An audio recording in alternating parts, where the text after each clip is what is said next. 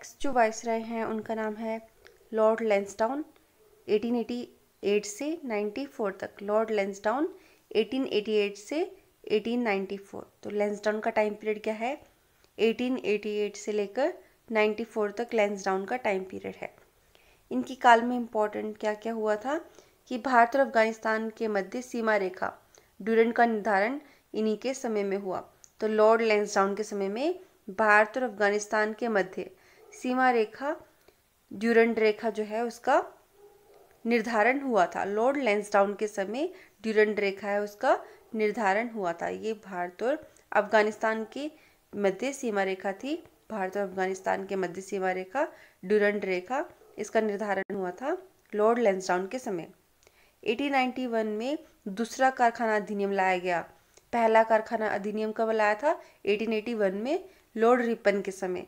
दूसरा कारखाना अधिनियम 10 साल बाद 1891 में लाया गया था लॉर्ड लैंसडाउन के समय। लॉर्ड लैंसडाउन के समय 1891 में दूसरा कारखाना अधिनियम लाया गया। दूसरा कारखाना अधिनियम कब लाया गया? 1891 में लॉर्ड लैंसडाउन के समय। लॉर्ड लैंसडाउन के समय दूसरा कारखाना अधिनियम 1891 में लाया गया, जिसमें जो दूसरा कारखाना अधिनियम था उसमें क्या किया गया था? स्त्रियों को 11 घंटे प्रतिदिन से अधिक काम करने पर प्रतिबंध लगाया गया था। जो लॉर्ड लैंसडाउन के समय दूसरा कारखाना अधिनियम आया 1891 में, उसमें क्या किया गया था कि जो स्त्रियां हैं वो 11 घंटे प्रतिदिन से ज़्यादा काम नहीं करेंगी। ठीक है, मतलब 11 घंटे से ज़्यादा काम करने के लिए प्रतिबंध था स्त्रियों के लिए। साथ ही सप्ताह में एक दिन की छुट्टी की व्यवस्था की गई। तो दूसरे कारखाने अधिनियम में ही ये दो व्यवस्थाएं थी। एक तो जो सप्ताह में एक दिन की छुट्टी की, और जो महिलाएं हैं ये 11 घंटे से ज़्यादा काम नहीं करेंगी। ये दूसरे जो कारखाने अधिनियम आए थे उसमें कहा गया है कि महिलाएं 11 घंटे से ज़्यादा काम नहीं करेंगी और सप्ताह में एक दिन की छुट्टी रहेगी। दूसरा कारखाना अधिनियम 1891 में लॉर्ड लैंसडाउन के समय में आया था। लॉर्ड लैंसडाउन के समय में। और ड्यूरेंट रेखा जो है उसका भी निर्धारण लॉर्ड लैंसडाउन के समय में हुआ था। नेक्स्ट वाइसराय देखते हैं, लॉर्ड एल्गिन द्वितीय। लॉर्ड एल्गिन द्वितीय। लॉर्ड एल्गिन द्वितीय का कार्यकाल कब से कब तक है? 1894 से 1899 तक। लॉर्ड एल्गिन द्वितीय का कार्यकाल है 1894 से 1899। लॉर्ड एल्गिन द्वितीय का काल कब से कब तक है? 1894 से 1899। लॉर्ड एल्गिन द्वितीय का काल है 1894 में शुरू होता है और 99 तक चलता है। लॉर्ड एल्गिन द्वितीय ने एक बहुत ही फेमस कथन था इनका, लॉर्ड एल्गिन द्वितीय का। इसमें इन्होंने कहा था कि भारत को तलवार के बल पर विजित किया गया है। भारत को तलवार के बल पर विजित किया गया है और तलवार के बल पर ही इसकी रक्षा की जाएगी। ये कथन किसका है? लॉर्ड एल्गिन द्वितीय का। कार्यकाल कितना है इनका? 1894 से 99। लॉर्ड एल्गिन द्वितीय। 1895 से 98 के मध्य उत्तर प्रदेश, बिहार, पंजाब और मध्य प्रदेश में भयंकर अकाल पड़ा। तो लॉर्ड जो एल्गिन द्वितीय हैं इनके टाइम में भी भयंकर अकाल पड़े 1895 से लेकर 98 तक। 1895 से लेकर 1898 तक मध्य उत्तर प्रदेश, बिहार, पंजाब और मध्य प्रदेश में भयंकर अकाल पड़े लॉर्ड एल्गिन द्वितीय के समय। नेक्स्ट जो गवर्नर हुए हैं, गवर्नर जनरल या फिर वायसराय बोल सकते हो, तो उनका नाम है लॉर्ड कर्जन। ये इंपॉर्टेंट गवर्नर जनरल या वायसरायज में से एक हैं। तो लॉर्ड कर्जन का कार्यकाल 1899 से 1905 तक रहा था। लॉर्ड कर्जन का कार्यकाल 1899 से 1905 तक रहा था। 1899 से 1905। तो लॉर्ड कर्जन का एक तो आप 1905 से याद रख लीजिएगा कि बंगाल विभाजन के समय लॉर्ड कर्जन ही थे गवर्नर जनरल या फिर वायसरॉय। अब कर्जन के से रिलेटेड कुछ इंपॉर्टेंट काम देखते हैं। तो उन्होंने क्या किया था कर्जन ने, लॉर्ड कर्जन ने, इन्होंने 1901 में सर कॉलिन स्कॉट मैनक्रिक की अध्यक्षता में सिंचाई आयोग बनाया था। 1901 में लॉर्ड कर्जन ने 1901 में लॉर्ड कर्जन ने कब? 1901 में सर कॉलिन स्कॉट मैनक्रिक की अध्यक्षता में एक सिंचाई आयोग बनाया। सिंचाई आयोग बनाया लॉर्ड कर्जन ने 1901 में सर कॉलिन स्कॉट मैनक्रिक की अध्यक्षता में। लॉर्ड कर्जन ने 1901 में सर कॉलिन स्कॉट मानक्रिक की अध्यक्षता में लॉर्ड कर्जन ने 1901 में एक सिंचाई आयोग बनाया। सिंचाई आयोग बनाया गया था लॉर्ड कर्जन के द्वारा 1901 में सर कॉलिन स्कॉट मानक्रिक की अध्यक्षता में। 1902 में सर एंड्रयू फ्रेजर की अध्यक्षता में एक पुलिस आयोग बनाया। फिर कर्जन ने 1902 में सर एंड्रयू फ्रेजर की अध्यक्षता में एक पुलिस आयोग बनाया। लॉर्ड कर्जन ने 1902 में सर एंड्रयू फ्रेजर की अध्यक्षता में एक पुलिस आयोग बनाया। लॉर्ड कर्जन ने 1902 में सर एंड्रयू फ्रेजर की अध्यक्षता में एक पुलिस आयोग बनाया। लॉर्ड कर्जन ने कब बनाया था पुलिस आयोग? 1902 में। किसकी अध्यक्षता में? सर एंड्रयू फ्रेजर की अध्यक्षता में। 1901 में लॉर्ड कर्जन ने सिंचाई आयोग बनाया सर कॉलिन स्कॉट मानक्रिक की अध्यक्षता में। लॉर्ड कर्जन ने 1901 में सिंचाई आयोग बनाया सर कॉलिन स्कॉट मानक्रिक की अध्यक्षता में। लॉर्ड कर्जन ने 1902 में पुलिस आयोग बनाया। लॉर्ड कर्जन ने 1902 में पुलिस आयोग बनाया किसकी अध्यक्षता में? Andrew Fraser. 1902 में पुलिस आयोग एंड्रयू फ्रेजर की अध्यक्षता में। लॉर्ड कर्जन के द्वारा 1902 में पुलिस आयोग बनाया गया किसकी अध्यक्षता में? सर एंड्रयू फ्रेजर की अध्यक्षता में। उसके बाद सर टॉमस रैले की अध्यक्षता में विश्वविद्यालय आयोग भी बनाया। ठीक है, लॉर्ड कर्जन ने विश्वविद्यालय आयोग बनाया किसकी अध्यक्षता में? Sir Thomas Raleigh.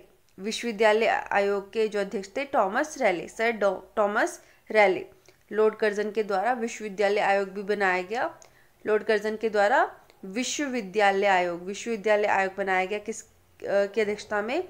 Sir Thomas Raleigh. विश्वविद्यालय आयोग सर टॉमस रैले। 1901 सिंचाई आयोग सर कॉलिन स्कॉट मानक्रिक। 1902 पुलिस आयोग सर एंड्रयू फ्रेजर। विश्वविद्यालय आयोग टॉमस रैले, सारे लॉर्ड कर्जन के समय में बने हैं। 1904 में भारतीय विश्वविद्यालय अधिनियम पास किया गया। तो 1904 में क्या किया गया? भारतीय विश्वविद्यालय अधिनियम पास किया गया लॉर्ड कर्जन के समय। 1904 में भारतीय विश्वविद्यालय अधिनियम पास किया गया। ठीक है, लॉर्ड कर्जन के समय में ही 1904 में भारतीय विश्वविद्यालय अधिनियम पास किया गया। इसने सर एंटनी मैकडॉनल्ड की अध्यक्षता में एक अकाल आयोग का गठन किया। लॉर्ड कर्जन ने एक अकाल आयोग भी बनाया था। लॉर्ड कर्जन ने एक अकाल आयोग बनाया किसकी अध्यक्षता में? सर एंटनी मैकडॉनल्ड की अध्यक्षता में एक अकाल आयोग बनाया लॉर्ड कर्जन ने।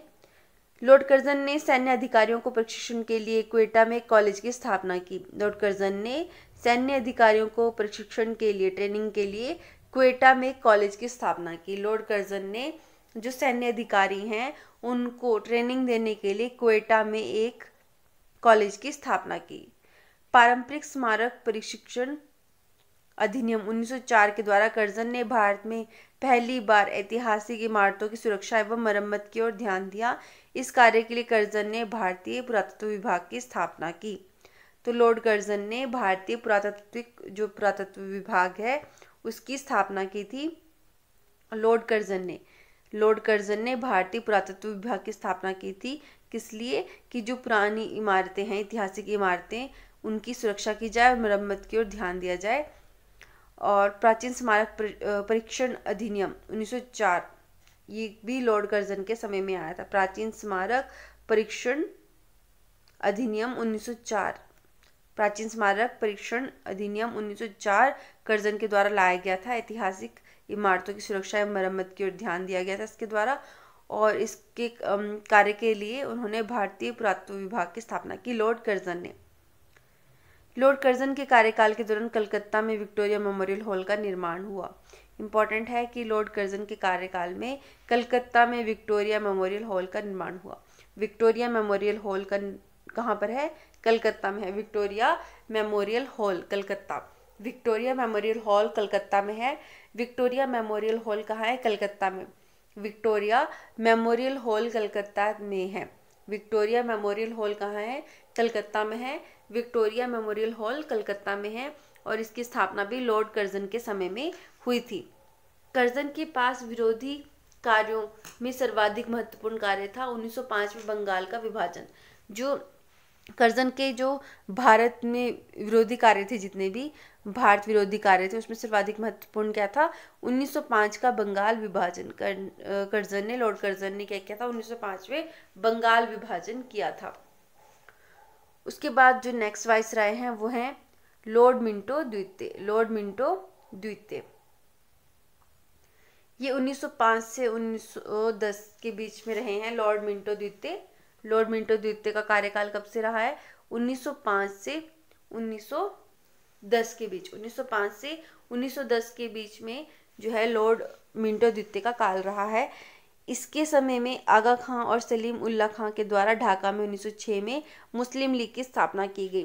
तो लॉर्ड मिंटो द्वितीय जो हैं, लॉर्ड मिंटो द्वितीय 1905 से 1910, लॉर्ड मिंटो द्वितीय कब से कब तक? 1905 से 1910 तक। इनके टाइम में क्या हुआ था? 1906 में मुस्लिम लीग की स्थापना की गई। कहाँ पर? ढाका में। 1906 में मुस्लिम लीग की स्थापना की गई। कहाँ पर? ढाका में। और आगा खां और सलीम उल्लाह खां के द्वारा। लॉर्ड मिंटो द्वितीय के समय में आगा खां एवं सलीम उल्लाह खां के द्वारा ढाका में 1906 में मुस्लिम लीग की स्थापना की गई। तो लॉर्ड मिंटो द्वितीय, इनके काल में 1906 में मुस्लिम लीग की स्थापना हुई थी ढाका में आगा खां और सलीम उल्लाह खां के द्वारा। 1907 में कांग्रेस के सूरत अधिवेशन में कांग्रेस का विभाजन हो गया। लॉर्ड मिंटो द्वितीय के समय क्या हुआ? 1907 में कांग्रेस का सूरत विभाजन हुआ। 1907 में कांग्रेस का विभाजन होता है और सूरत अधिवेशन में होता है। इसको सूरत अधिवेशन भी याद रखिएगा कि कांग्रेस का विभाजन हो जाता है 1907 में सूरत अधिवेशन में। इसके शासनकाल में 1907 में आंग्ल एवं रूसी प्रतिनिधि मंडलों के बीच बैठक हुई। जो लॉर्ड मिंटो द्वितीय हैं उनके काल में क्या हुआ? 1907 में आंग्ल और रूसी प्रतिनिधि मंडलों के बीच बैठक हुई थी। लॉर्ड मिंटो द्वितीय के काल में क्या हुआ था कि 1907 में आंग्ल और रूसी जो प्रतिनिधि मंडल है उनके बीच में बैठक हुई थी। मुसलमानों के लिए एक निर्वाचन व्यवस्था मार्ले मिंटो सुधार अधिनियम 1909 के द्वारा किया गया। तो इनके मिंटो द्वितीय के समय में ही 1905 से 1910 तक जो इनका समय रहा है उसी के बीच क्या होता है? मुसलमानों के लिए एक अलग निर्वाचन व्यवस्था लाई जाती है, जो कि किसके द्वारा, किस अधिनियम के द्वारा लाई गई थी? मार्ले मिंटो सुधार अधिनियम 1909। ठीक है, मार्ले मिंटो सुधार अधिनियम 1902 के द्वारा जो है इसकी व्यवस्था की गई थी मुसलमानों के लिए अलग निर्वाचन की। उसके बाद बोला गया है नेक्स्ट जो वाइसराय हैं वो हैं लॉर्ड हार्डिंग द्वितीय। लॉर्ड हार्डिंग द्वितीय, लॉर्ड हार्डिंग द्वितीय का काल क्या था? 1910 से 1915। लॉर्ड हार्डिंग द्वितीय 1910 से 1915। लॉर्ड हार्डिंग द्वितीय 1910 से 1915। लॉर्ड हार्डिंग द्वितीय का काल क्या है? 1910 से 1915। 1910 से 1915 लॉर्ड हार्डिंग द्वितीय का काल है, 1910 से 1915। इसके समय में ब्रिटेन के राजा जॉर्ज पंचम भारत आए थे। लॉर्ड हार्डिंग द्वितीय के समय में जो ब्रिटेन के राजा हैं जॉर्ज पंचम भारत आए थे। लॉर्ड जो हार्डिंग द्वितीय हैं इनके समय में क्या हुआ? राजा जॉर्ज पंचम है जो हैं ये भारत आए थे। 12 दिसंबर 1911 में दिल्ली में एक भव्य दरबार का आयोजन हुआ था। लॉर्ड हार्डिंग द्वितीय के समय में क्या हुआ? 1911 में, लॉर्ड हार्डिंग द्वितीय के समय 1911 में दिल्ली में एक भव्य दरबार का आयोजन हुआ। यहाँ पर बंगाल विभाजन को रद्द करने की घोषणा की गई एवं भारत की राजधानी कलकत्ता से दिल्ली स्थानांतरित करने की घोषणा की गई। और यहाँ पर जो ये 1911 में दिल्ली में दरबार था उसमें घोषणा की गई कि जो राजधानी है भारत की वो कलकत्ता से दिल्ली स्थानांतरित की जाएगी। कलकत्ता से दिल्ली स्थानांतरित करने की घोषणा भी की गई। हालांकि 1912 में दिल्ली भारत की राजधानी बनी। 1912 में दिल्ली भारत की राजधानी बनती है, घोषणा हो जाती है 1911 में और राजधानी बनती है 1912 में। 1912 में दिल्ली भारत की राजधानी बनी। 23 दिसंबर 1912 को लॉर्ड हार्डिंग पर दिल्ली में बम फेंका गया।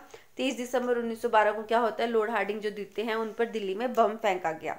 23 दिसंबर 1912 को 1912 में क्या हुआ? लॉर्ड हार्डिंग द्वितीय जो है उन पर दिल्ली में बम फेंका गया। इसी के समय में 28 जुलाई 1914 को प्रथम विश्व युद्ध प्रारंभ हुआ। लॉर्ड हार्डिंग द्वितीय के समय ही 28 जुलाई 1914 को प्रथम विश्व युद्ध प्रारंभ हुआ। 28 जुलाई 1914 को प्रथम विश्व युद्ध प्रारंभ हुआ। किसके टाइम में? लॉर्ड हार्डिंग द्वितीय के समय में। और लॉर्ड हार्डिंग द्वितीय के शासनकाल में फिरोज शाह मेहता ने बॉम्बे क्रॉनिकल व गणेश शंकर विद्यार्थी ने प्रताप का प्रकाशन किया। तो ये भी लॉर्ड हार्डिंग द्वितीय से रिलेटेड इम्पॉर्टेंट फैक्ट हैं कि इनके समय में क्या हुआ था कि जो फिरोज शाह मेहता हैं, फिरोज शाह मेहता ने बॉम्बे क्रॉनिकल और गणेश शंकर विद्यार्थी ने प्रताप इसका प्रकाशन किया था। फिरोज शाह मेहता ने बॉम्बे क्रॉनिकल और गणेश शंकर विद्यार्थी ने प्रताप का प्रकाशन किया था। इस तरह से ये क्वेश्चन आ ही सकता है ना कि बॉम्बे क्रॉनिकल का प्रकाशन किसने किया है, तो फिरोज शाह मेहता ने। बॉम्बे क्रॉनिकल का प्रकाशन फिरोज शाह मेहता ने, या बॉम्बे क्रॉनिकल किसके द्वारा प्रकाशित की गई, तो फिरोज शाह मेहता। इसी तरह से प्रताप किसके द्वारा प्रकाशित किया गया, तो ये गणेश शंकर विद्यार्थी के द्वारा। और ये जो फिरोज शाह मेहता द्वारा बॉम्बे क्रॉनिकल और गणेश शंकर विद्यार्थी द्वारा प्रताप का प्रकाशन किस वाइसराय के काल में हुआ था, तो ये लॉर्ड हार्डिंग द्वितीय के काल में हुआ था। फिरोज शाह मेहता ने बॉम्बे क्रॉनिकल और गणेश शंकर विद्यार्थी ने प्रताप का प्रकाशन किया लॉर्ड हार्डिंग द्वितीय के समय में। लॉर्ड हार्डिंग द्वितीय के समय में एक और घटना हुई है कि 1916 में लॉर्ड हार्डिंग द्वितीय को बनारस हिंदू विश्वविद्यालय का कुलाधिपति नियुक्त किया गया।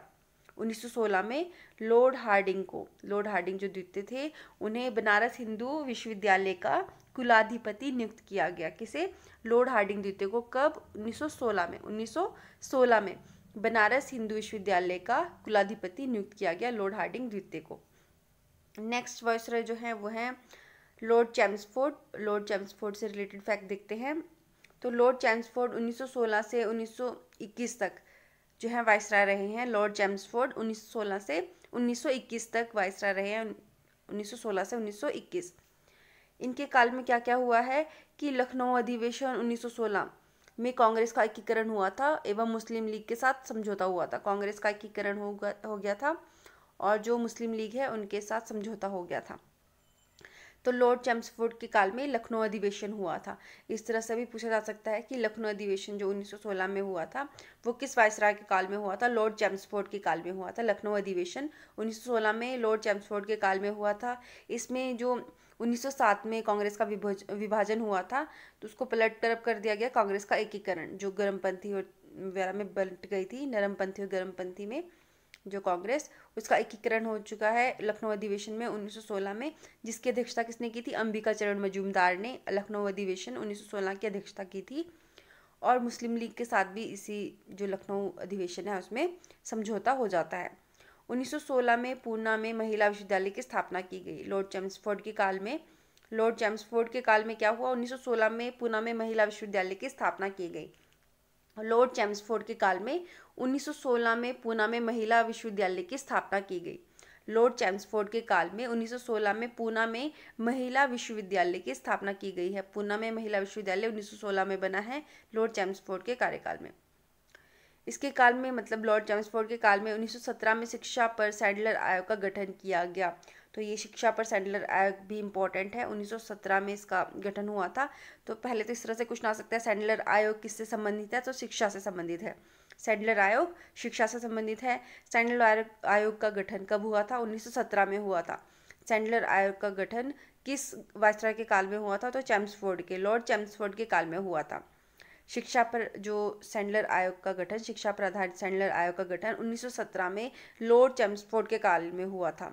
सैडलर आयोग जो कि शिक्षा पर आधारित था, उसका गठन 1917 में लॉर्ड चैम्सफोर्ड के काल में हुआ था। फिर बोला गया है कि लॉर्ड चैम्सफोर्ड के काल में 1917 का जो रोलेट एक्ट पारित हुआ था, 1919 का रोलेट एक्ट पारित हुआ था। तो 1919 में जो रोलेट एक्ट पारित किया गया था, जिसको काला अधिनियम के नाम से भी जाना जाता था, रोलेट एक्ट है ना, तो 1919 में ये लॉर्ड चैम्सफोर्ड के काल में पारित हुआ था। रोलेट एक्ट 1919 में लॉर्ड चैम्सफोर्ड के काल में पारित हुआ था, रोलेट एक्ट 1919। और लॉर्ड चैम्सफोर्ड के काल में 13 अप्रैल 1919 को जलियांवाला बाग जो हत्याकांड है वो भी हुआ था अमृतसर में। 13 अप्रैल 1919 को जलियांवाला बाग हत्याकांड अमृतसर में, ये भी लॉर्ड चैम्सफोर्ड के काल में हुआ। खिलाफत आंदोलन एवं गांधी जी का सहयोग आंदोलन इसी के समय प्रारंभ हुआ। तो जो खिलाफत आंदोलन चल रहा था उस पर गांधी जी का सहयोग जो आंदोलन को मिला, ये भी लॉर्ड चैम्सफोर्ड के काल में ही हुआ। तृतीय अफगान युद्ध भी किसके? लॉर्ड चैम्सफोर्ड के काल में हुआ है। तृतीय अफगान युद्ध लॉर्ड चैम्सफोर्ड के काल में हुआ है। तृतीय अफगान युद्ध लॉर्ड चैम्सफोर्ड के काल में हुआ है, तृतीय अफगान युद्ध। नेक्स्ट वाइसराय देखते हैं लॉर्ड रीडिंग। तो लॉर्ड रीडिंग का जो काल है वो 1921 से लेकर 1926 तक रहा है। लॉर्ड रीडिंग 1921 से लेकर 1926 तक इनका काल रहा है। लॉर्ड रीडिंग का 1921 से 1926। लॉर्ड रीडिंग के काल में क्या होता है, 5 फरवरी 1922 को घटी चोरी चोरा कांड जो है, चोरी चोरा कांड हुआ था 5 फरवरी 1922 को, ठीक है, उत्तर प्रदेश के गोरखपुर जिले में हुआ था। उसके बाद महात्मा गांधी ने अपना असहयोग आंदोलन वापस ले लिया। तो लॉर्ड रीडिंग का काल है 1921 से 1926। इनके काल में 1922 में क्या घटना हुई है, 5 फरवरी 1922 को जो चोरी चोरा कांड हुआ था उत्तर प्रदेश के गोरखपुर जिले में, उसके बाद महात्मा गांधी ने अपना असहयोग आंदोलन वापस ले लिया था। इसमें चोरी चोरा कांड में पुलिसकर्मियों को जो एक पुलिस स्टेशन में जला दिया गया था आंदोलनकारियों के द्वारा, लगभग 22 के आसपास जो पुलिसकर्मी थे वहाँ पर। बोला गया है 1923 में चित्तरंजन दास एवं मोतीलाल नेहरू ने इलाहाबाद में कांग्रेस के अंतर्गत स्वराज पार्टी की स्थापना की। 1923 में चुनाव में इस दल ने मध्य प्रांत एवं बंगाल में पूर्ण बहुमत मिला इन्हें। तो बोला गया है कि 1923 में जो स्वराज पार्टी का गठन किया गया था, ये कांग्रेस के अंतर्गत ही एक पार्टी थी स्वराज पार्टी, ना कि कांग्रेस से अलग, इस कांग्रेस से के अंदर ही थी, इसके अंतर्गत ही बनाई गई थी। तो 1923 में ये जो स्वराज पार्टी किसके द्वारा बनाई गई 1923 में, चित्तरंजन दास और मोतीलाल नेहरू, चित्तरंजन दास और मोतीलाल नेहरू के द्वारा, चित्तरंजन दास और मोतीलाल नेहरू के द्वारा 1923 में स्वराज पार्टी की स्थापना की गई। 1923 में जो चुनाव हुए थे उसमें इन्होंने, स्वराज पार्टी ने कहाँ कहाँ पर इन्हें बहुमत मिला था, पूर्ण बहुमत, इन्हें मध्य प्रांत और बंगाल में, मध्य प्रांत और बंगाल में जो स्वराज पार्टी है उसे 1923 में जो चुनाव हुए थे उसमें बहुमत मिला था। लॉर्ड रीडिंग के काल में क्या होता है, जो प्रिंस ऑफ वेल्स हैं वो नवंबर 1921 में भारत की यात्रा पर आते हैं। लॉर्ड रीडिंग के काल में जो प्रिंस ऑफ वेल्स हैं वो नवंबर 1921 में भारत की यात्रा पर आते हैं और इस दिन पूरे भारत में हड़ताल का आयोजन किया जाता है। लॉर्ड रीडिंग के काल में क्या होता है, जो प्रिंस ऑफ वेल्स हैं वो नवंबर 1921 में भारत की यात्रा पर आते हैं और इस दिन क्या होता है, पूरे भारत में हड़ताल का आयोजन किया गया। 1921 में जो मोपला विद्रोह हुआ था वो भी लॉर्ड रीडिंग के काल में हुआ था। 1921 में मोपला विद्रोह किसके काल में हुआ था, लॉर्ड रीडिंग के काल में। 1921 का मोपला विद्रोह लॉर्ड रीडिंग के काल में हुआ था। 1921 का जो मोपला विद्रोह है वो लॉर्ड रीडिंग के काल में हुआ है। 1922 में विश्व भारती विश्वविद्यालय ने कार्य करना प्रारंभ किया। लॉर्ड रीडिंग के काल में 1922 में विश्व भारती विश्वविद्यालय ने कार्य करना प्रारंभ किया। लॉर्ड रीडिंग के कार्यकाल में, लॉर्ड रीडिंग के समय क्या हुआ, 1922 में जो विश्व भारती विश्वविद्यालय है, 1922 में विश्व भारती विश्वविद्यालय ने कार्य करना प्रारंभ किया। 1921 में एम.एन. रॉय द्वारा भारतीय कम्युनिस्ट पार्टी का गठन किया गया। 1921 में लॉर्ड रीडिंग के समय में ही जो एम.एन. रॉय थे उनके द्वारा भारतीय कम्युनिस्ट पार्टी का गठन किया गया। भारतीय कम्युनिस्ट पार्टी किसके द्वारा गठित की गई, एम.एन. रॉय के द्वारा। कब गठित की गई, 1921 में। 1921 में एम.एन. रॉय ने भारतीय कम्युनिस्ट पार्टी का गठन किया। किस वायसराय के काल में, ये लॉर्ड रीडिंग के काल में। लॉर्ड रीडिंग के काल में भारतीय कम्युनिस्ट पार्टी का गठन एम.एन. रॉय के द्वारा 1921 में किया गया। 1925 ईस्वी में प्रसिद्ध आर्य समाजी राष्ट्रवादी नेता स्वामी श्रद्धानंद की हत्या कर दी गई। तो लॉर्ड रीडिंग के समय एक और घटना थी जो फेमस हुई थी, वो थी 1925 में प्रसिद्ध आर्य समाजी राष्ट्रवादी नेता स्वामी श्रद्धानंद की हत्या। तो 1925 में क्या होता है कि जो प्रसिद्ध आर्य समाजी राष्ट्रवादी नेता थे स्वामी श्रद्धानंद, उनकी हत्या कर दी गई। 1925 में प्रसिद्ध आर्य समाजी राष्ट्रवादी नेता स्वामी श्रद्धानंद की हत्या कर दी गई। 1925 में प्रसिद्ध आर्य समाजी राष्ट्रवादी नेता स्वामी श्रद्धानंद की हत्या कर दी गई। 1925 में किसकी, प्रसिद्ध आर्य समाजी राष्ट्रवादी नेता स्वामी श्रद्धानंद की हत्या कर दी गई। नेक्स्ट जो वाइसराय हैं वो हैं लॉर्ड इरविन। लॉर्ड इरविन के बारे में देखते हैं। लॉर्ड इरविन का कार्यकाल 1926 से 31 तक रहा है। लॉर्ड इरविन का कार्यकाल कब से कब तक रहा है, 1926 से 1931। 1926 से 1931 तक लॉर्ड इरविन का काल रहा है। 1926 से 1931 लॉर्ड इरविन का काल। बोला क्या है, 3 फरवरी 1928 को साइमन कमीशन बम्बई पहुंचा। तो लॉर्ड इरविन के काल में क्या होता है कि जो साइमन कमीशन है वो बम्बई पहुंचता है। कब, 1928 में। 3 फरवरी 1928 को साइमन कमीशन भारत पहुंचा था।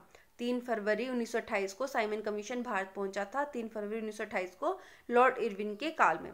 12 मार्च 1930 को गांधी जी के द्वारा सविनय अवज्ञा आंदोलन प्रारंभ किया गया था। लॉर्ड इरविन के समय 12 मार्च 1930 को, 12 मार्च 1930 को गांधी जी के द्वारा सविनय अवज्ञा आंदोलन लॉर्ड इरविन के समय में प्रारंभ किया गया। 12 मार्च 1930 को सविनय अवज्ञा आंदोलन किसके समय में, लॉर्ड इरविन के समय में। लाला लाजपत राय की मृत्यु के बदले में भारतीय चरमपंथियों द्वारा दिल्ली में असेंबली हॉल में 1929 में बम फेंका गया, ये भी लॉर्ड इरविन के समय में हुआ। लॉर्ड इरविन के समय में क्या घटना हुई कि जो लाला लाजपत राय की जिसे मृत्यु हो जाती है उनके सर पर लाठी वगैरह लगने से, और इसी कारण जो भारतीय चरमपंथी है वो बदला लेने के लिए क्या करते हैं, वैसे अपना उनका ध्यान, जो असेंबली है उनका ध्यान अपनी ओर आकर्षित करने के लिए क्या करते हैं, जो उस असेंबली में खाली जगह होती है वहाँ पर एक बम फेंकते हैं। उनका कोई भी इरादा ऐसा नहीं होता लोगों को नुकसान पहुँचाने का, वो सिर्फ अपनी ओर ध्यान आकर्षित करने के लिए ये बम फेंकते हैं और बाद में जो उनके पास पेपर्स होते हैं उनको बांटते हैं। लाला लाजपत राय की मृत्यु के बदले में भारतीय चरमपंथियों द्वारा दिल्ली के जो असेंबली हॉल था वहाँ पर क्या किया गया था, 1929 में बम फेंका गया था। 1929 में बम फेंका गया था। इसी के समय में, मतलब लॉर्ड इरविन के समय में, लाहौर जेल में जतिन दास ने 13 जुलाई 1929 को भूख हड़ताल शुरू की और भूख हड़ताल के 63वें दिन 13 अक्टूबर 1929 को उनकी मृत्यु हो जाती है जतिन दास की। लॉर्ड इरविन के समय भूख हड़ताल का कारण भारतीय एवं अंग्रेजों के दिनों के बीच व्यवहार में दोनों के बीच में व्यवहार में किया जाने वाला भेदभाव था। तो यहाँ पर बोला गया है कि जैसे लॉर्ड इरविन के टाइम में क्या हुआ कि लाला लाजपत राय की मृत्यु का बदला लेने के लिए और असेंबली हॉल में, दिल्ली में असेंबली हॉल में 1929 में बम फेंका गया था। मेरे ख्याल से भगत सिंह और बटुकेश्वर दत्त के द्वारा जो बम फेंका गया था, as far as I remember. इसी के समय में लाहौर जेल में जो जतिन दास हैं उसने क्या किया था, 13 जुलाई 1929 को भूख हड़ताल शुरू की और 63वें दिन क्या होता है, 13 दिसंबर 1929 को जतिन दास की मृत्यु हो जाती है। तो लॉर्ड इरविन के समय में ये भूख हड़ताल जतिन दास के द्वारा की गई और इस भूख हड़ताल का कारण क्या था कि भारत और अंग्रेजों के दिनों के बीच व्यवहार में किए जाने वाला भेदभाव, ठीक है, जो इनके बीच में व्यवहार में भेदभाव किया जाता था कि अंग्रेजों के लिए अलग तरह से व्यवहार अपनाया जाता था और भारतीयों के लिए अलग प्रकार से व्यवहार अपनाया जाता था, उनमें जो भेदभाव था उसी के कारण जतिन दास ने भूख हड़ताल की थी लॉर्ड इरविन के समय, जिसमें 63 दिन के बाद उनकी मृत्यु हो जाती है। 13 जुलाई 1929 को उन्होंने भूख हड़ताल शुरू की थी। 1929 में लॉर्ड इरविन के समय और क्या होता है, कांग्रेस के लाहौर अधिवेशन में पूर्ण स्वराज का लक्ष्य निर्धारित किया गया और 26 जनवरी 1930 को स्वतंत्रता दिवस बनाने की घोषणा की गई। ये इंपॉर्टेंट घटना है जो लॉर्ड इरविन के कार्यकाल में हुई है। तो 1929 में क्या होता है कि लाहौर के जो कांग्रेस के लाहौर अधिवेशन में पूर्ण स्वराज का लक्ष्य निर्धारित किया गया। 1929 में कांग्रेस के लाहौर अधिवेशन में क्या होता है, पूर्ण स्वराज का लक्ष्य निर्धारित किया गया। 1929 में कांग्रेस के लाहौर अधिवेशन में पूर्ण स्वराज का लक्ष्य निर्धारित किया गया था। 1929 में क्या किया गया था, जो कांग्रेस का लाहौर अधिवेशन था उसमें पूर्ण स्वराज्य का लक्ष्य निर्धारित किया गया था और यह भी घोषणा की गई थी कि 26 जनवरी 1930 को हर साल हम स्वतंत्रता दिवस बनाएंगे। 26 जनवरी 1930 को स्वतंत्रता दिवस बनाने की घोषणा भी की गई थी। लेकिन तो 26 जनवरी 1930 की डेट इम्पॉर्टेंट है। इस दिन हमारा जो संविधान है वो लागू किया गया है बाद में भी, ताकि इस डे को जो है इम्पॉर्टेंट बरकरार रखा जाए। तो 26 जनवरी 1950 को इसीलिए बाद में हमारा संविधान लागू किया गया था। जैसे 15 अगस्त को हमें फ्रीडम मिली तो हम 15 अगस्त को ही इंडिपेंडेंस डे बनाएंगे। 26 जनवरी 1930 को जो स्वतंत्रता दिवस बनाने की घोषणा की गई थी उसे हम कंटिन्यू नहीं रख सकते थे 1947 के बाद, क्योंकि 15 अगस्त को हम लोग इंडिपेंडेंस डे बनाना शुरू कर दिया था उसके बाद। और ये सही भी होता, 15 अगस्त को जब आज़ादी मिली है तो 15 अगस्त को ही बनाएंगे ना, तो इसलिए 26 जनवरी को हमने इम्पोर्टेंट रखने के लिए क्या किया, इस दिन रिपब्लिक डे बनाते हैं। आगे देखते हैं। और इरविन के समय क्या हुआ है, 12 नवंबर 1930 को लंदन में प्रथम गोलमेज सम्मेलन हुआ था और इस सम्मेलन में कांग्रेस ने भाग नहीं लिया था। तो इरविन के समय क्या होता है, 12 नवंबर 1930 को लंदन में गोलमेज सम्मेलन होता है और इस सम्मेलन में कांग्रेस भाग नहीं लेती है। फिर इरविन के समय 5 मार्च 1931 को गांधी इरविन समझौते पर हस्ताक्षर किए गए, साथ ही सविनय अवज्ञा आंदोलन को स्थगित किया गया। तो 5 मार्च 1931 को क्या होता है कि गांधी इरविन समझौते पर हस्ताक्षर किए जाते हैं 5 मार्च 1931 को, और साथ ही सविनय अवज्ञा आंदोलन को स्थगित किया जाता है। सविनय अवज्ञा आंदोलन जो है वो स्थगित किया जाता है। हालांकि जो सविनय अवज्ञा आंदोलन है वो 1934 में जाकर खत्म होगा पूरी तरह से, लेकिन यहाँ पर सिर्फ स्थगित किया जाता है। नेक्स्ट जो वायसराय हैं वो हैं लॉर्ड वेलिंगटन। लॉर्ड वेलिंगटन का जो काल है वो 1931 से 36 तक रहा है। लॉर्ड वेलिंगटन कब से कब तक रहे, 1931 से 1936 तक लॉर्ड वेलिंगटन का काल रहा है। 1931 से 1936 तक लॉर्ड वेलिंगटन का काल रहा है। तो लॉर्ड वेलिंगटन के समय में क्या हुआ, तो बोला गया है कि इनके समय में 7 सितंबर से 1 दिसंबर तक 1931 तक द्वितीय गोलमेज सम्मेलन का आयोजन किया गया था। तो लॉर्ड वेलिंगटन के समय क्या हुआ कि 7 सितंबर से 1 दिसंबर 1931 तक द्वितीय गोलमेज सम्मेलन का आयोजन हुआ है। वेलिंगटन के समय में द्वितीय गोलमेज सम्मेलन हुआ है। इस सम्मेलन में कांग्रेस ने भी भाग लिया था। द्वितीय गोलमेज सम्मेलन में कांग्रेस ने भाग लिया था।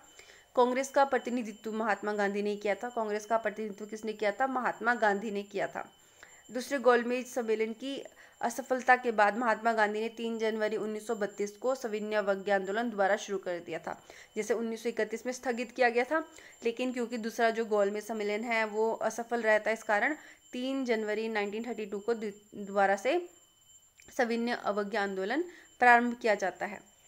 लॉर्ड वेलिंगटन के समय में एक और इम्पॉर्टेंट घटना है कि 16 अगस्त 1932 को रैमजे मैकडोनल्ड ने विवादास्पद जो सांप्रदायिक पंचायत की घोषणा की थी। तो 16 अगस्त 1932 में रैमजे मैकडोनल्ड ने क्या किया था? विवादास्पद सांप्रदायिक पंचायत की घोषणा की थी। किसने? रैमजे मैकडोनल्ड ने सांप्रदायिक पंचायत की घोषणा की थी। कब? 16 अगस्त 1932 को। इसके अनुसार क्या था इसमें सांप्रदायिक पंचायत में कि जो दलितों को हिंदुओं से अलग मानकर उन्हें अलग प्रतिनिधित्व देने की के लिए कहा गया था। इसमें क्या कहा गया था सांप्रदायिक पंचायत में कि जो दलित हैं उनको हिंदुओं से अलग मानकर उन्हें अलग प्रतिनिधित्व देने के लिए कहा गया था। दलित वर्गों के लिए एक अलग निर्वाचन मंडल का प्रावधान किया गया था। इसमें कहा गया था कि जो दलित लोग हैं उनके लिए एक अलग से निर्वाचन मंडल बना देंगे। इससे गांधी जी बहुत दुखी हुए और उन्होंने इसे हटाने के लिए आमरण जो उपवास है आरंभ कर दिया था। अंत में एक समझौता हुआ जिसे प्रायः पूना समझौता कहते हैं, जिसमें दलित वर्गों के लिए साधारण वर्गों में ही सीटों का आरक्षण किया गया। और पूना समझौता कब हुआ था? 24 सितंबर 1932 को। ये B.R. अम्बेडकर और गांधी जी के मध्य हुआ था। आगे दिया गया है लॉर्ड वेलिंगटन के समय और क्या हुआ कि 17 नवंबर से 24 दिसंबर 1932 को लंदन में तृतीय गोलमेज जो सम्मेलन है आयोजन हुआ। इसमें कांग्रेस ने भाग नहीं लिया। बिहार में 1934 में भयंकर भूकंप आया था। 1934 में बिहार में भयंकर भूकंप आया था। भारत सरकार अधिनियम 1935 भी पास किया गया था। लॉर्ड वेलिंगटन के समय में ही भारत सरकार अधिनियम 1935 पास किया गया था। लॉर्ड वेलिंगटन ने कांग्रेस के बम्बई अधिवेशन में जो 1915 में हुआ था हिस्सा लिया था। तो लॉर्ड वेलिंगटन जो है उनसे रिलेटेड इंपॉर्टेंट फैक्ट क्या है कि इन्होंने बम्बई अधिवेशन जो कि 1915 में हुआ था, कांग्रेस का बम्बई अधिवेशन 1915, उसमें लॉर्ड वेलिंगटन ने हिस्सा लिया था। कांग्रेस के एक अधिवेशन में जो वाइसराय है लॉर्ड वेलिंगटन, उन्होंने हिस्सा लिया था 1915 में। इस अधिवेशन की अध्यक्षता कौन कर रहे थे? सर सत्येंद्र प्रसन्न सिन्हा। सत्येंद्र प्रसन्न सिन्हा जो है इस अधिवेशन की अध्यक्षता कर रहे थे। कांग्रेस का ये बम्बई अधिवेशन इंपॉर्टेंट हो गया है इस कारण से। तो कांग्रेस का बम्बई अधिवेशन 1915 का याद रखिएगा। इसकी अध्यक्षता कौन कर रहे थे? सत्येंद्र प्रसन्न सिन्हा कर रहे थे और इसमें लॉर्ड वेलिंगटन ने हिस्सा लिया था। वेलिंगटन ने हिस्सा लिया था इसमें। नेक्स्ट देखते हैं लॉर्ड लिनलिथगो। लॉर्ड लिनलिथगो 1936 से 43 तक, 1936 से 1943 तक लॉर्ड लिनलिथगो। तो लॉर्ड लिनलिथगो के समय में क्या होता है? पहली बार चुनाव कराए गए थे। लॉर्ड लिनलिथगो के समय में पहली बार चुनाव कराए गए थे। लॉर्ड लिनलिथगो के समय में पहली बार चुनाव कराए गए। कांग्रेस ने 11 में से 7 प्रांतों में अपनी सरकार बनाई। तो कांग्रेस ने क्या किया? 11 में से जो 7 प्रांत थे उसमें अपनी सरकार बनाई। 1 सितंबर 1939 को द्वितीय विश्व युद्ध प्रारंभ हो गया। फिर 1 सितंबर 1939 को क्या होता है? द्वितीय विश्व युद्ध प्रारंभ हो जाता है। ब्रिटिश सरकार ने बिना भारतीयों से पूछे भारत को भी युद्ध में झोंक दिया। कांग्रेस ने इसका विरोध करते हुए नारा दिया, ना कोई भाई ना कोई पाई, ना कोई भाई ना कोई पाई। और इसके द्वारा शासित प्रांतों के सभी मंत्रिमंडलों से त्यागपत्र दे दिया। तो इसने क्या किया? कांग्रेस ने अपने द्वारा शासित जितने भी प्रांतों से जो मंत्रिमंडलों से क्या किया? त्यागपत्र दे दिया। मई 1939 में सुभाष चंद्र बोस ने फॉरवर्ड ब्लॉक का नाम की एक नई पार्टी बनाई। फॉरवर्ड ब्लॉक नाम की एक नई पार्टी बनाई 1 मई 1939 को। किसने? सुभाष चंद्र बोस ने। सुभाष चंद्र बोस ने। ये भी लिनलिथगो के समय में हुआ है। तो लिनलिथगो के समय में ही 1939 में सुभाष चंद्र बोस ने फॉरवर्ड ब्लॉक की स्थापना की और ये नई पार्टी बनाई गई इनके द्वारा। 1940 में लीग के लाहौर अधिवेशन में पहली बार पाकिस्तान की मांग की गई। तो 1940 में जो लीग का मुस्लिम लीग का लाहौर अधिवेशन था 1940 का जो मुस्लिम लीग का लाहौर अधिवेशन था उसमें पहली बार पाकिस्तान की मांग की गई। इंपॉर्टेंट है ये भी कि पाकिस्तान की मांग पहली बार कब की गई, तो 1940 ईस्वी में की गई। 1940 ईयर इंपॉर्टेंट हो गया। और जो मुस्लिम लीग का कौन सा अधिवेशन था, लाहौर अधिवेशन था ये। 8 अगस्त 1940 को जो प्रस्ताव है अंग्रेजों द्वारा लाया गया। 8 अगस्त 1940 को अगस्त प्रस्ताव लाया गया था अंग्रेजों के द्वारा। ये भी लॉर्ड लिनलिथगो के समय में ही लाया गया था। 1942 में क्रिप्स मिशन भारत आया, ये भी लॉर्ड लिनलिथगो के समय में हुआ। लॉर्ड लिनलिथगो के समय में 1942 में क्रिप्स मिशन भारत आया। 1942 में क्रिप्स मिशन भारत आया था। उस समय वायसराय कौन था, लॉर्ड लिनलिथगो। लॉर्ड लिनलिथगो उस समय वायसराय था जब क्रिप्स मिशन भारत आया था 1942 में। 9 अगस्त 1942 को कांग्रेस ने भारत छोड़ो आंदोलन शुरू किया लॉर्ड लिनलिथगो के समय में। और 1943 में बंगाल में भयानक अकाल पड़ा। आगे देखते हैं लॉर्ड वेविल। तो लॉर्ड वेविल के बारे में देखते हैं। तो ये थे 1944 से 47 तक वायसराय, 44 से 47। और लॉर्ड वेविल के समय में क्या हुआ, शिमला समझौता हुआ 1945 में। शिमला समझौता कब हुआ, 1945 में। किसके समय में, किस वायसराय के समय में, लॉर्ड वेविल के समय में। कैबिनेट मिशन 1946 ईस्वी में भारत आया था। कैबिनेट मिशन आया था 1946 ईस्वी में लॉर्ड वेविल के समय में भारत। और इस मिशन के सदस्य कौन थे, कैबिनेट मिशन के जो 1946 में आया था, इसमें स्टैफोर्ड क्रिप्स थे, पैथिक लॉरेंस थे, एवी अलेक्जेंडर थे। स्टैफोर्ड क्रिप्स ये क्रिप्स मिशन में भी थे, और पैथिक लॉरेंस और एबी अलेक्जेंडर। उसके बाद बोला गया कि 20 फरवरी 1947, ये डेट इंपॉर्टेंट है, 20 फरवरी 1947। तो 20 फरवरी 1947 को जो प्रधानमंत्री क्लीमेंट एटली थे, लेबर पार्टी से बिलोंग करते थे ये, इन्होंने हाउस ऑफ कॉमन्स में यह घोषणा की, हाउस ऑफ कॉमन्स में यह घोषणा की कि जून 1948 तक प्रभुसत्ता भारतीयों के हाथ में दे देंगे। तो इन्होंने बात की थी जून 1948 की। 1948 में इनके अनुसार हमें स्वतंत्रता मिलनी थी उस समय। तो 20 फरवरी 1947 को, 20 फरवरी 1947 को जो ब्रिटेन के प्रधानमंत्री थे क्लीमेंट एटली, लेबर पार्टी से बिलोंग करते थे, इन्होंने हाउस ऑफ कॉमन्स में यह घोषणा की थी कि हम भारत को कब स्वतंत्रता देंगे, जून 1948 में। लेकिन इवेंचुअली क्या होता है, हमको 1947 में ही स्वतंत्रता मिल जाती है। इतना कड़ा विरोध था इसका, ब्रिटेन रूल का, जो ब्रिटिश रूल था उसका। जो हमारे लास्ट वायसराय हुए हैं, या फिर हम इनको गवर्नर जनरल भी बोल सकते हैं, वो थे लॉर्ड माउंटबेटन, जो मार्च 1947 से जून 1948 तक रहे। मार्च 1947 से जून 1948 तक। तो इसमें क्या था कि 4 जुलाई 1947 को ब्रिटिश संसद ने एटली द्वारा भारतीय स्वतंत्रता विधेयक प्रस्तुत किया। तो 4 जुलाई 1947 को ब्रिटिश संसद में एटली के द्वारा भारतीय स्वतंत्रता विधेयक प्रस्तुत किया गया। तो 4 जुलाई को प्रस्तुत किया गया था ये विधेयक, भारतीय स्वतंत्रता विधेयक। 18 जुलाई को इसको स्वीकृति मिल गई और विधेयक के अनुसार भारत और पाकिस्तान 2 स्वतंत्र राष्ट्र की घोषणा की गई। 15 अगस्त 1947 को भारत स्वतंत्र तो हुआ, और स्वतंत्र भारत का प्रथम गवर्नर जनरल लॉर्ड माउंटबेटन हुए हैं। तो जब तक कि भारतीय गवर्नर जनरल नहीं बने तब तक लॉर्ड माउंटबेटन क्या है, स्वतंत्र भारत के प्रथम गवर्नर जनरल। स्वतंत्र भारत में प्रथम एवं अंतिम भारतीय गवर्नर जनरल कौन थे, चक्रवर्ती राजगोपालाचारी। तो सी राजगोपालाचारी, चक्रवर्ती राजगोपालाचारी क्या है, स्वतंत्र भारत के प्रथम व अंतिम गवर्नर जनरल बने हैं।